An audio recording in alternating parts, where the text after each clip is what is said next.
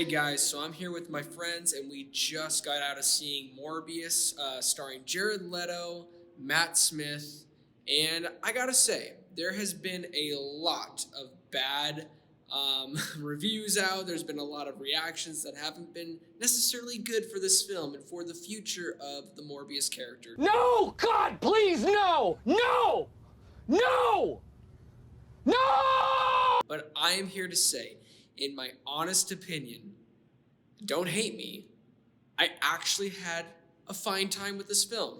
Let's get the negatives out of the way. Yes, this movie is messy. There is some plot issues. There is some pacing issues. It feels like there really isn't a flow with at least half of this film. Like there's certain moments where it's like, oh, let's go to this time jump and then let's go to this environment randomly when it just doesn't really make any sense. It feels like there's at least 20 to 30 minutes that are missing from this film, personally.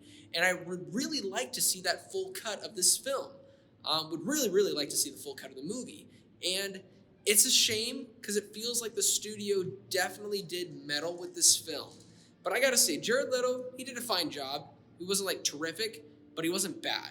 And everybody, when they talk about Matt Smith, I'm not lying, he was probably the best part of the film. I wouldn't have minded if he was Morbius personally, because he does this really over-the-top cheesy performance, but I was 110% in. And I have to say, this is a very rare thing that Sony is doing when it comes to being like a Marvel superhero film, right? People are comparing it to a 2005 Marvel film. That's what they're saying this is. And I have to say, they are right for the worst things and for the best things, because I don't necessarily want these movies to be like the MCU. And I think that's a positive thing for them. But it can also be their downfall because of the writers, and they got the people that wrote The Last Witch Hunter, Power Rangers, which I personally liked, and Dracula Untold, which I personally liked, and Gods of Egypt. So they really need to work on their writers, because that's the other issue, the script. Not so well. But I will say this. At the end of the day, I had a fun time with this film. There are action sequences that I thought were well shot, well executed with some really good CGI. I don't know what the heck. The consensus says on Rotten Tomatoes that it has bad CGI, has some issues with performances, which I can understand that, but bad CGI?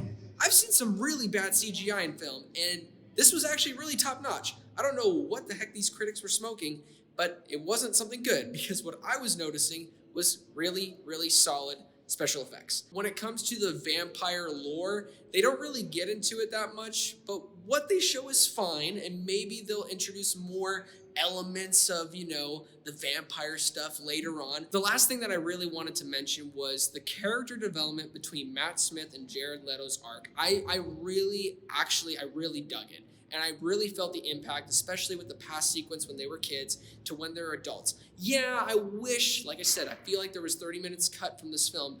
Probably some character development, especially with the love interest, which that was very lacking. Rushed plotting. But when it came to the relationship, and it came down to two best friends trying to fight for one another, trying to find a cure, and I really believe that. And I really wanted to mention that because this film is being overlooked as a super choppy film, which in some cases it is. But when it comes to that arc, I truly enjoyed that. When you've been waiting for a film for 2 years and you get a fine film, that might make people look the other way and be like, yeah, that movie sucked. Worst superhero movie I've seen since Fan Four Stick. No. This movie is not as bad as Fan Four Stick. It is a genuinely solid time at the theaters, and I actually hope it makes a lot of money, because what's going to happen, people are going to see that Rotten Tomatoes score, and they're going to look away from it. So I would give it, at the end of the day, and I know this is going to shock some people because of all of everybody else's reactions, but I would give it a 6.5 out of 10 for Morbius. Hey guys, don't mind the crazy hair. This is my video editing look. This is me editing the video currently. Anyways, Morbius post-credit scene. I didn't mention anything about that. Yes, it is very confusing. I won't get into spoilers, but there is a certain character that we see in the trailer that has a conversation with Morbius. And within the context of everything that we've seen with certain Marvel films, it really doesn't make any sense. Maybe Sony is cooking something up that we will get the answers to, and they've actually thought about this really well, I'm hoping that's the case. But as of right now, I am so lost. Post-credit scene is essentially, to me, its own film. So I'm getting the vibe that when people walk out of this movie, they have this utterly disgusting taste in their mouth when they walk away from Morbius, which makes the experience for Morbius a little bit worse. So that kind of sucks. But yes, post-credit scene, very confused. What the heck's going on? Now, here are my friends. Let's see what they think. Hey guys, this is my friend Matthew, and we are here to talk about Morbius. But enough about my opinion. Who cares about that? What's this guy think about it? So, 30 seconds and your score, go. The beginning was good. I think that set up the pace for what the movie could be. Halfway through, kind of slow. Didn't know where it was going to go, but not in a good way. Ending of it kind of felt like it was just kind of getting rid of the whole world. I told Joseph here in the film that it kind of felt like a Venom vibe where you've got a good guy who's got abilities and a bad guy who has the same abilities, but one's bad, one's good. Just kind of felt repetitive. I'd say out of 10, I'd give it like a 6. Nice. You suck. This is also my other friend Marcos. So, Marcos, what did you think about Morbius? Go. So my first thoughts was I definitely think that the way they started the film was definitely captivating at first. As the movie progressed, there was just a lot of things that I saw coming from a distance. And for me, at least, my general opinion is I really don't want to see those things coming from a distance. I always want to be on the edge of my seat, not knowing what's coming next. And with this film, I didn't feel like it gave me a lot of those. It honestly does feel like a movie from 2 years ago. It's one of those films that just kind of pushes the envelope, like, here's the next thing that's happening in the universe. Great, we had it. Now let's move on.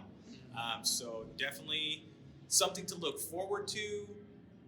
Nice little sequence to watch.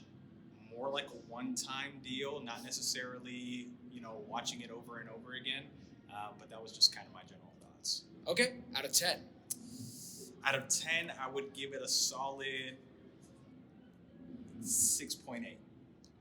That's actually a little bit higher than mine, so I'm kind of shocked. Well, that is our review of Morbius. I think you should check it out. I thought it was a solid, fine-ish time. It's not going to be like the biggest movie of the year. I mean, it's not going to probably make any money.